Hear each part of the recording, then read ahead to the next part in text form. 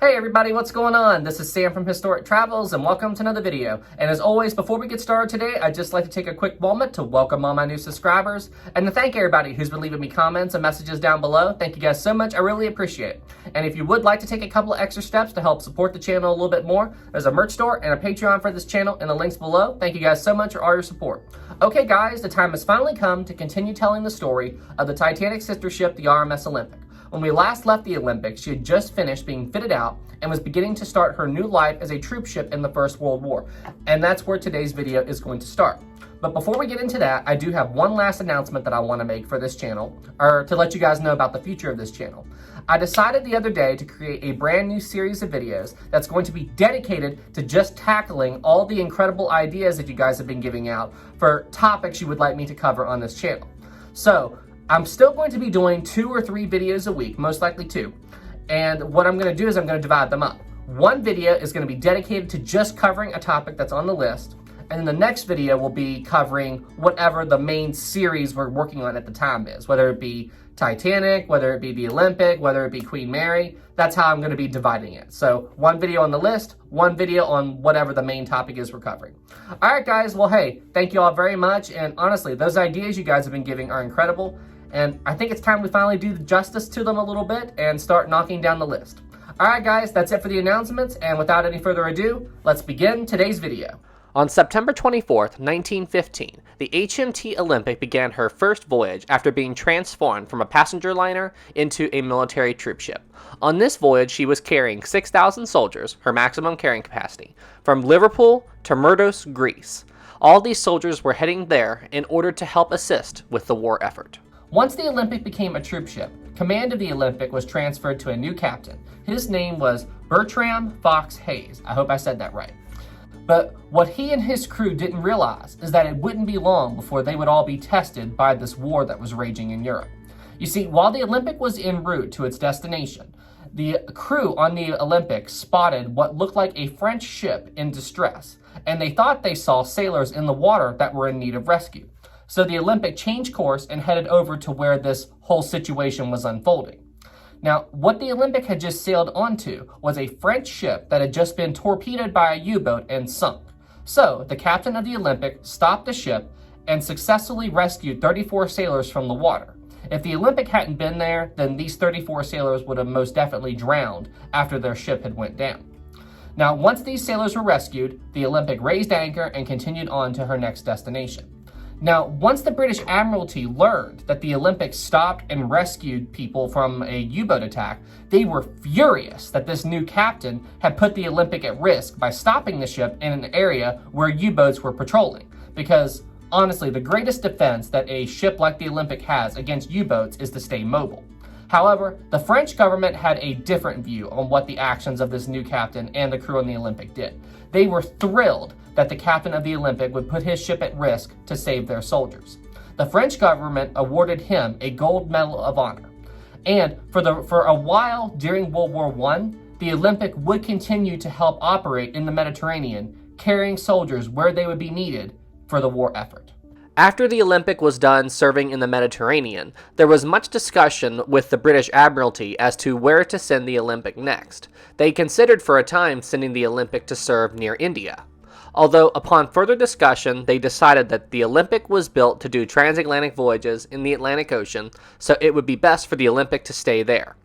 Now, in early 1916, the Olympic was chartered by the Canadian government to start sailing between Halifax and Britain, carrying soldiers between Canada and the UK in order to assist with the war effort. From the year 1916 to the year 1917, life was pretty uneventful for the Olympic. The ship continued to operate between the United Kingdom and Canada, and this ship successfully moved troops between the two countries.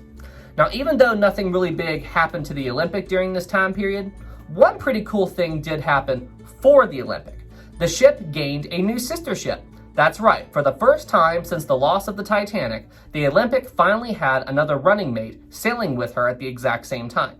The Olympic's new sister ship would become known as the Britannic, although the official title for this ship would become known as HMHS Britannic. You see, where the Olympic was a troop ship, the Britannic was a hospital ship. So HMHS in front of the Britannic's name stands for His Majesty Hospital Ship. So throughout the entire year of 1916, both the Olympic and the Britannic would be operating at the exact same time. However, the Olympic wouldn't have its running mate for very long. On November 21st, 1916, while the Britannic was sailing not far off the coast of Kia Island, the ship would end up striking a mine and rapidly begin to sink. Now, at the time of the sinking, the Britannic was only 6 miles or so away from Kia Island, so the captain of the Britannic would attempt to beach the vessel on the island itself. However, the forward motion of the ship just caused the Britannic to sink even faster. And then, less than an hour after the vessel struck the mine, the Britannic slowly sank to the bottom of the sea, leaving the Olympic alone to be the only one of the Olympic class still doing her duty and sailing on the ocean. Following the loss of her sister ship Britannic, the Olympic continued to operate between the UK and Canada. Although in early 1917, it was decided that the time was right to upgrade the Olympic and give the ship a few new features that may help defend the Olympic against a U-boat attack. The Olympic was equipped with a few more gun turrets mounted to the ship's deck, so the Olympic would be better equipped to defend herself against an enemy vessel/U-boat, and the vessel was also painted in a new paint scheme. Do you see all these weird lines and patterns that are all over the Olympic's hull? Well, this was the second upgrade she got that could potentially help defend the ship against a U-boat attack. This paint scheme was known as Dazzle Camouflage. You see, Dazzle Camouflage was made up of not just all those weird symbols you saw, but it was also made up of a variety of colors as well. The colors were basically a form of gray, light blue, dark blue, white, just to name a few. And the purpose of all of these weird symbols and colors was to attempt to confuse the captain of a German U-boat should he be trying to observe a vessel on the horizon. You see, the way U-boats work is German U-boats were much slower than any vessel that was sailing on the ocean at the time. And the only way that a U-boat could attempt to fire or torpedo at an enemy ship was to attempt to observe the vessel, figure out what its course was, and then the U-boat would try to get ahead of the vessel, and then when the ship got within range, the U-boat would fire a torpedo. This is exactly what happened with U-20 and the Lusitania in 1915. U-20 saw the Lusitania coming, and believe it or not, at first the Lusitania was sailing in a direction where U-20 could not intercept it. But then at the last second, the Lusitania changed course and then started steaming right towards where U-20 was, giving the U-boat the perfect opportunity to fire a torpedo at the Lusitania. So that goes back. Now let's go back to the Olympic. You see, Dazzle Camouflage was an attempt to disrupt the ability of a U-boat captain to judge the course of a ship.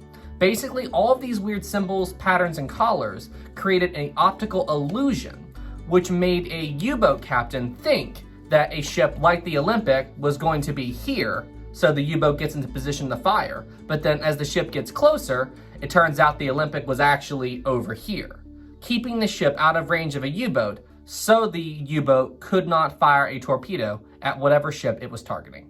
Throughout the rest of 1917, the Olympic, equipped with her brand new gun turrets and Dazzle Camouflage, continued to sail the transatlantic route between the United Kingdom and Canada. Although one big thing did happen for the Olympic in April of 1917. America officially declared war on Germany, and Olympic was one of many vessels that was used to transport troops from America over to the UK to help join the war effort. By the time the war was over, Olympic had successfully transported thousands of soldiers from the United States over to Europe. The final major event to happen to the Olympic during World War I occurred in the early hours of the morning on May 12, 1918. The Olympic was heading for Cherbourg, France with a full load of American soldiers on board who were ready to join the war effort. However, the lookouts on the Olympic spotted a German U-boat roughly 1,600 feet or so ahead of the Olympic. They let everyone on the ship know that there was an immediate threat in the area, and they began to respond accordingly. All of the guns on the Olympic began to open fire on the sub, and the captain of the Olympic had the ship change course, and they were going to attempt to ram the U-boat. If the bow of the Olympic was able to ram the U-boat, the bow of the ship would go right through the hull of the U-boat like a knife going through butter. I mean, it would slice it apart. So the crew on the U-boat saw the Olympic heading straight towards them. So the U-boat crew attempted to dive the submarine and get it out of range of both the Olympic's guns and they wanted to keep it from getting rammed by the Olympic. However, they attempted this dive too late. Part of the Olympic's hull made contact with the U-boat's hull directly behind the sub's conning tower.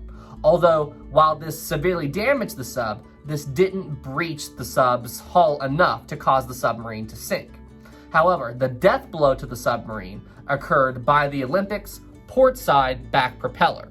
You see, the Olympic's backside port propeller sliced right through the submarine's hull, allowing water to rapidly flood and basically crippled the submarine. The crew on the U-boat blew the sub's ballast and brought it up to the surface and began to abandon ship. Now, the U-boat crew didn't want this submarine to be able to be captured by the Americans, the British, or whoever. So once the crew abandoned the U-boat, they scuttled the sub and caused it to sink. Now, the Olympic did not stop to go back and rescue the survivors from the U-boat. The Olympic carried right on, heading for Cherbourg, France. However, some of the U-boat crew would launch a distress flare, and this would be noticed by a U.S. ship, and this ship would come over to pick up the U-boat survivors. After the incident with the U-boat, no other major incidents happened to the Olympic throughout the rest of World War I. The ship continued to operate normally, transporting soldiers and cargo wherever they were needed to best suit the war effort. Then, in November of 1918, World War I officially ended. By the time the war was over, it is estimated that the Olympic transported somewhere around 201,000 soldiers to their destinations. The ship burned a grand total of 347,000 tons of coal, and the ship traveled a grand total of 184,000 miles. Due to how well the Olympic served during her time in war, everybody who knew the Olympic and sailed on her gave the ship the nickname Old Reliable. So now you know the story of how the Olympic served during her time of war and how essential she was to help end the war as quickly as possible. If it wasn't for the Olympic, it's quite possible World War I could have went on much longer and many more people would have died in that horrible, horrible war. Anyway guys, that's it for this video. Thank you all so much for watching. I hope you enjoyed it and found it interesting. And yeah, now you know the full story of what happened to the Olympic during the time that she was a troop ship during the First World War. In the next episode on the series about the Olympic, we will now talk about what happened to the ship after World War I and she resumed her service as a passenger liner. So stand by for that.